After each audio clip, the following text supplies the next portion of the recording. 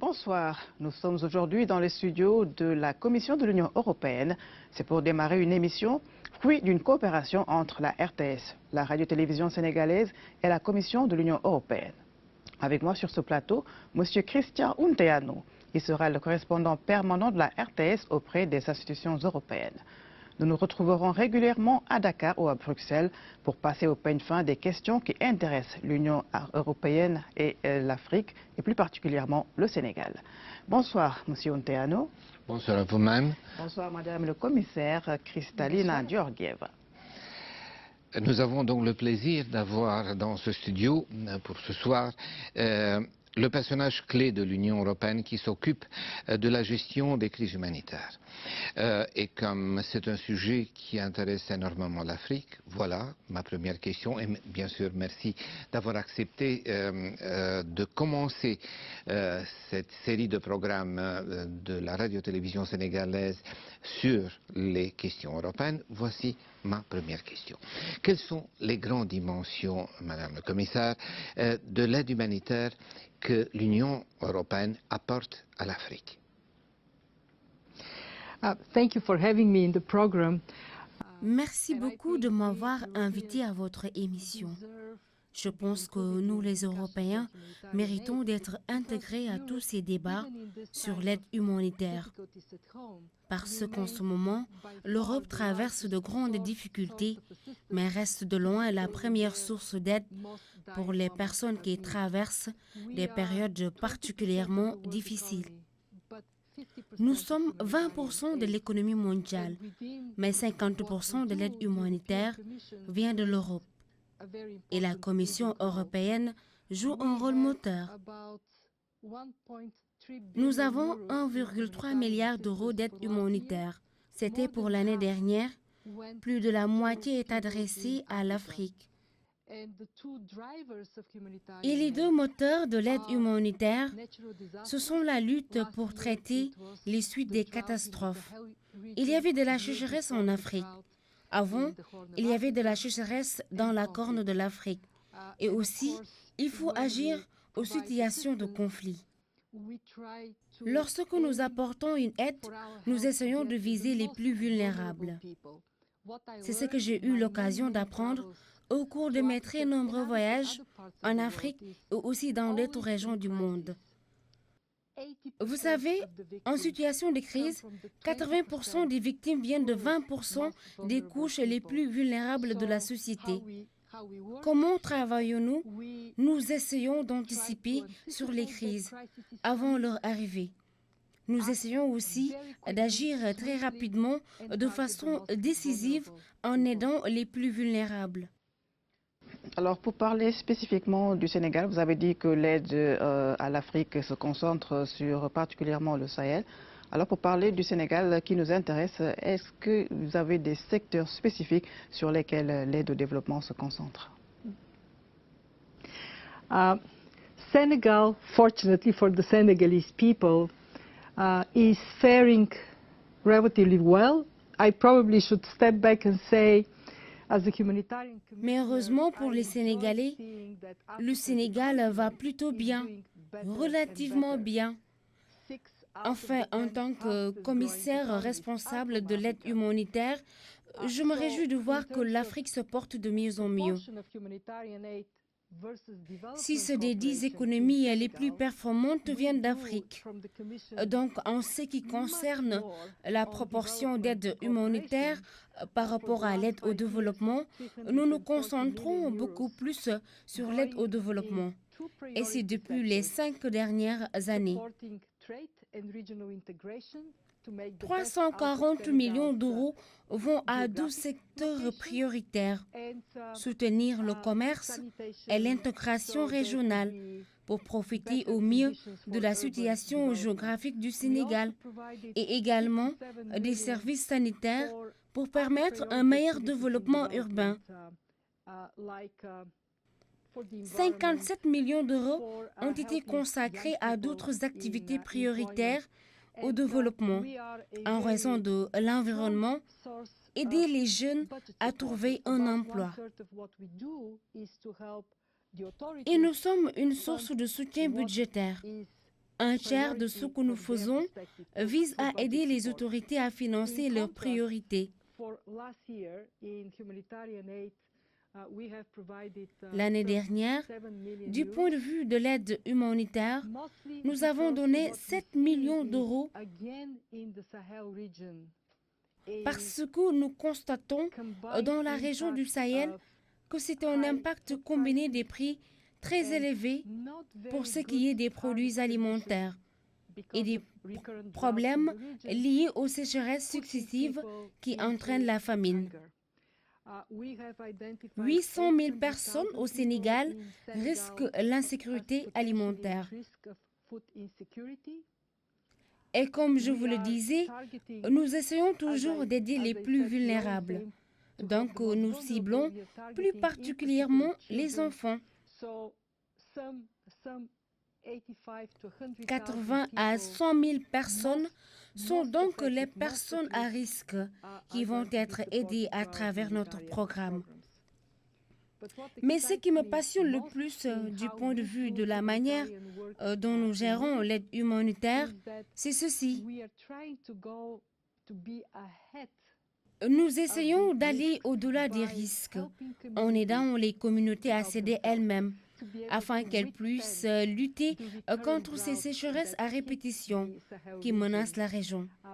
Nous avons lancé de concert avec les organisations régionales et les pays de la région l'initiative globale pour la résilience au Sahel.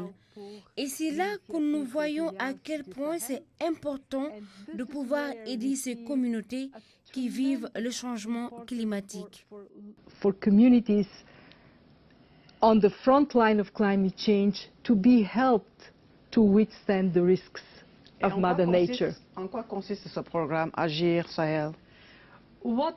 Agir Sahel, Agir Sahel, c'est deux choses particulièrement importantes. D'abord, travailler avec les communautés sur des démarches qui vont les aider avant l'arrivée de la prochaine sécheresse. Cette aide implique l'amélioration de l'accès à l'eau, mieux la stocker, avoir davantage recours à l'irrigation, utiliser des semences qui résistent mieux à la sécheresse. C'est aussi des mesures du haut vers le bas, donc du gouvernement vers les communautés. Quelles sont les meilleures politiques pour faire en sorte que le Sahel soit davantage en mesure de faire face aux défis de la nature? D'abord, chercher à résoudre la composition du cheptel. Les gens sont déjà en train de changer. De plus en plus, ils vont vers les chameaux, les chèvres, les moutons, parce que ce sont tout simplement des animaux qui résistent mieux à ces situations de sécheresse. Mais est-ce qu'on peut envisager des politiques plus larges qui aussi touchent la gestion des sols, l'aménagement du territoire, les filets de sécurité sociale pour de région en région, notamment les plus vulnérables, pour que ces gens-là aient la capacité de faire face à ce qui inévitablement va arriver. C'est-à-dire une situation dans laquelle il y a de plus en plus des catastrophes naturelles, des sécheresses, mais aussi des inondations dans d'autres régions du monde. C'est inévitable.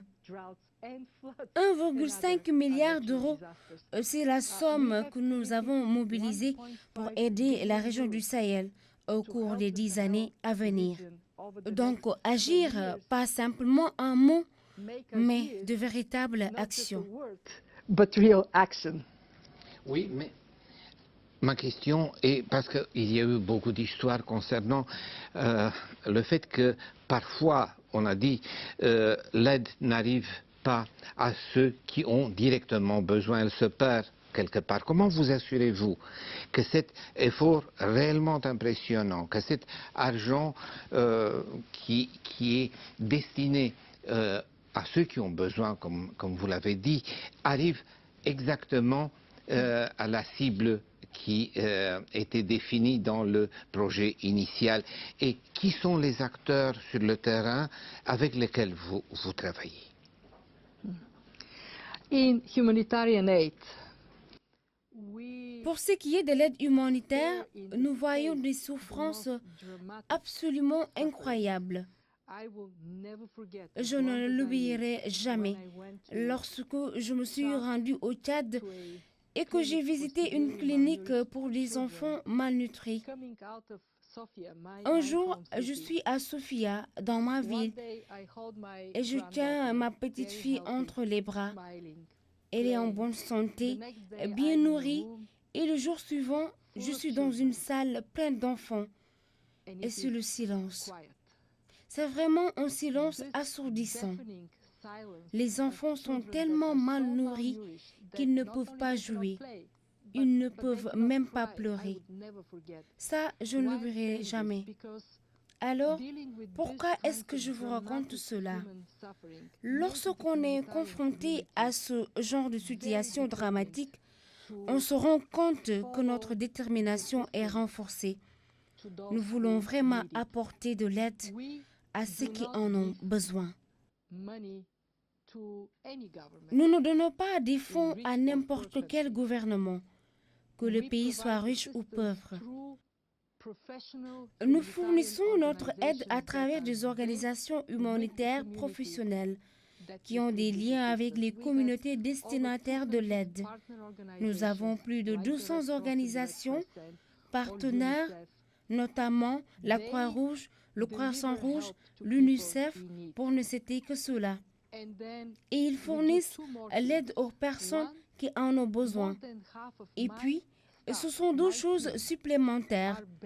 Plus de la moitié de mon équipe est basée dans les pays où nous apportons de l'aide. Nous avons 740 personnes.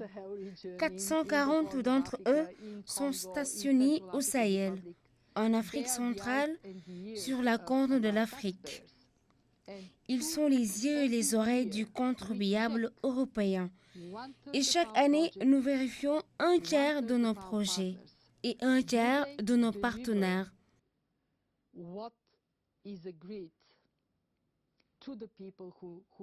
Est-ce qu'ils ont obtenu les résultats qui étaient convenus? Et dans le travail de la Commission, nous nous rendons compte que le suivi financier est excellent. Mais le facteur le plus important pour l'aide humanitaire, c'est ceci. Il faut utiliser ces fonds pour sauver des vies et réduire la souffrance. Et c'est quelque chose qui crée un sens de responsabilité morale.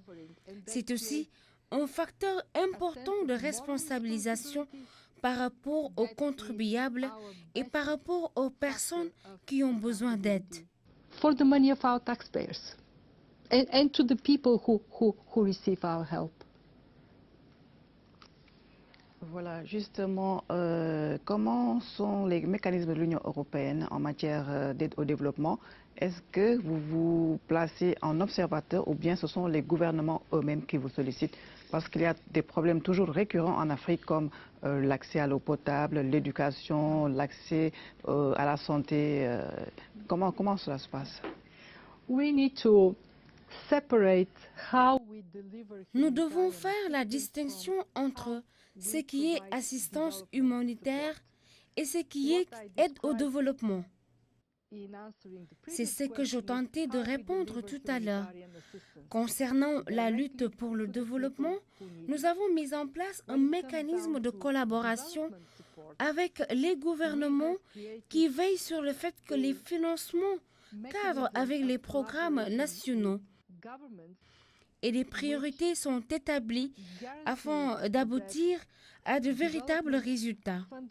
Nous sommes invités sur un nombre précis de priorités. D'abord, notre action doit être complémentaire. Ensuite, notre meilleure aide, nous l'apportons aux populations des pays les plus engagés. Leur détermination est un plus et cela se vérifie sur le terrain. Dans la plupart des pays, il y a 2 ou 3 priorités au maximum. Ce n'est que dans les pays les plus fragiles que les besoins sont considérables. c'est peut-être là que d'autres priorités vont venir en plus. Et nous décidons avec les gouvernements des pays, nous tombons d'accord sur un engagement à long terme, de sorte que le gouvernement des pays peuvent avoir la visibilité, prévoir à long terme, être sûr que dans toute sa durée, l'Europe sera avec eux. L'Afrique est la priorité numéro un. Alors, pour la coopération de développement européenne et dans tous les pays, la définition des priorités dépendra du pays, bien sûr, lui-même et de ce que d'autres partenaires au développement font de sorte qu'on ne fasse pas tous la même chose. Are determined to make best use of our money, and that ownership of the country makes a huge difference in how much and how well development assistance works. Mais je voudrais revenir sur la question de ma collègue. S'il y a un problème récurrent au niveau de l'Afrique, c'est celui de l'accès à l'eau potable, de la purification des sources d'eau et de la lutte continue, et sans beaucoup de succès dans certains cas contre la malaria. Alors, est-ce que dans cette aide humanitaire générale, est-ce qu'il y a des programmes qui sont directement focusés sur ces deux aspects? Water, of course, is a crucial resource in Africa. Not only Bien sûr, l'eau, c'est une ressource essentielle en Afrique. Non seulement parce que vous avez l'accès à l'eau potable, la mortalité infantile diminue radicalement. Mais aussi et surtout, l'eau est essentielle à l'agriculture, par conséquent à tous les secteurs de l'économie. La priorité pour les gouvernants de plusieurs pays en contact avec mon collègue responsable de l'aide au développement, c'est l'orientation nouvelle à donner à cette aide européenne. Ce qui revient souvent, c'est la sécurité alimentaire et veiller aussi à ce que la production agricole puisse avoir une croissance plus rapide que celle de la population.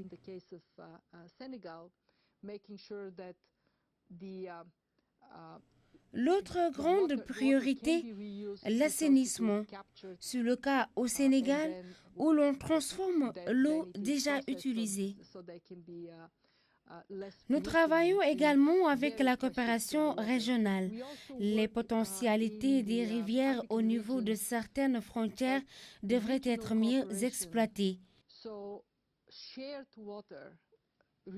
Et pour tous ces projets, nous avons des partenaires, comme les institutions financières internationales et d'autres donateurs bilatéraux, et tout ceci avec des rôles bien définis.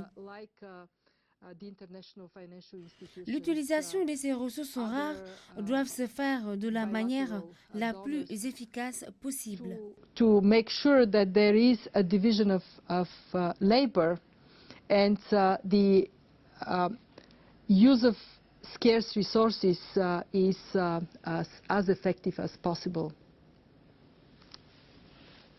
Enfin, Madame la Commissaire, les Nations Unies prévoient qu'en 2013, plusieurs millions de personnes vont souffrir de la faim en Afrique. L'Union européenne fait déjà beaucoup. Est-ce que vous avez un success story à nous raconter, un exemple à suivre en Afrique? Let me first say that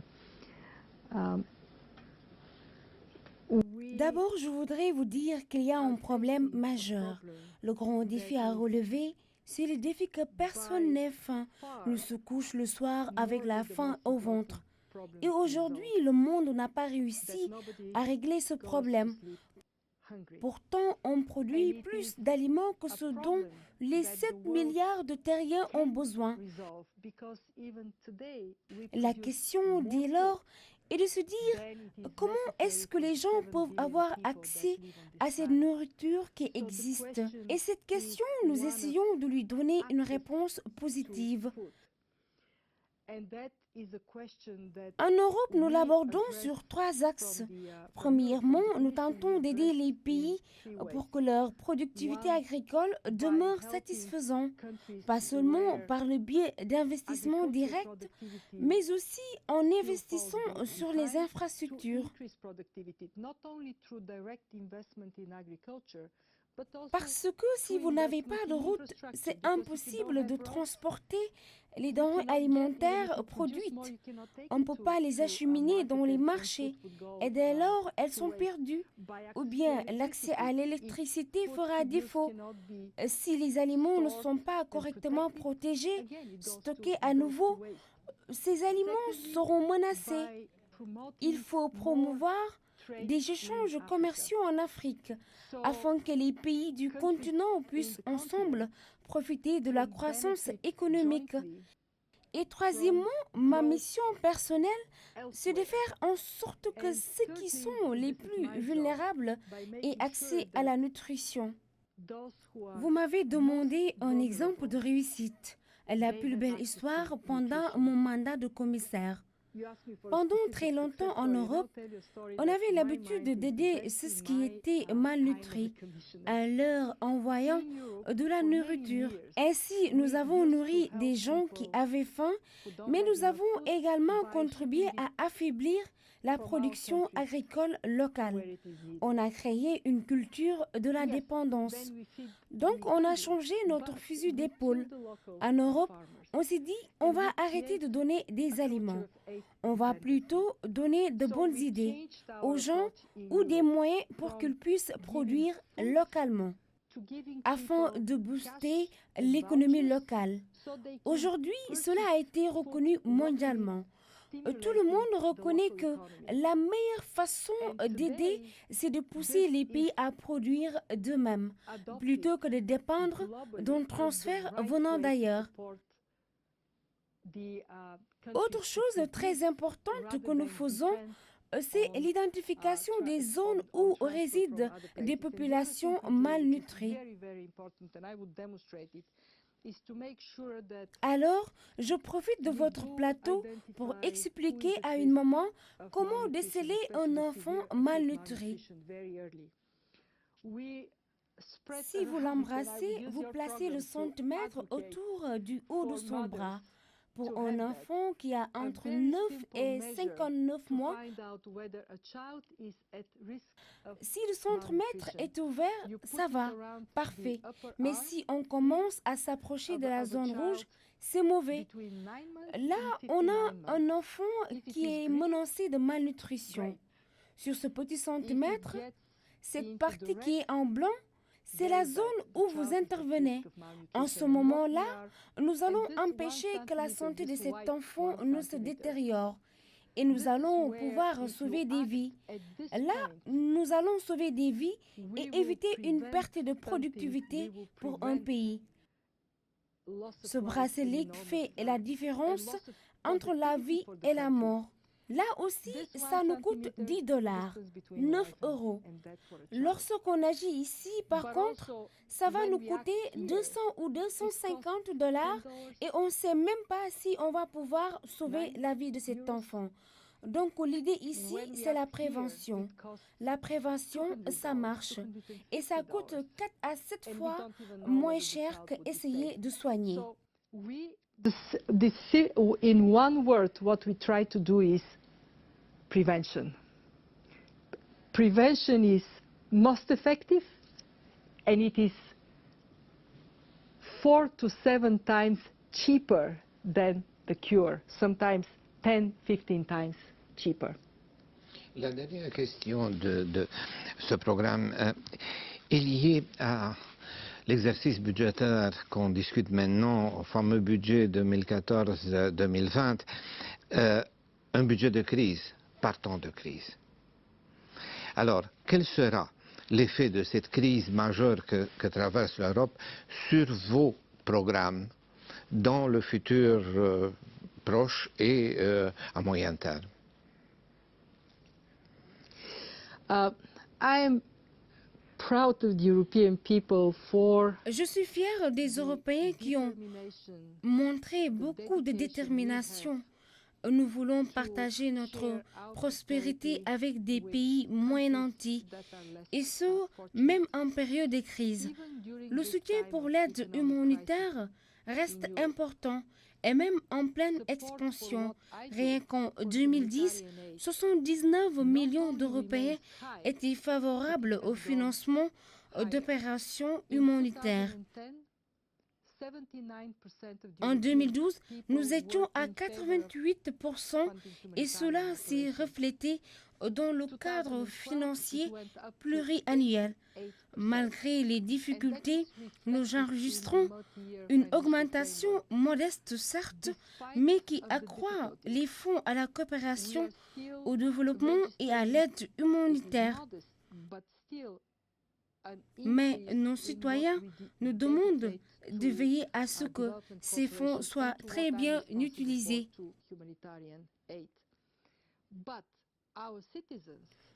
Là, la transparence et la responsabilisation sont importantes.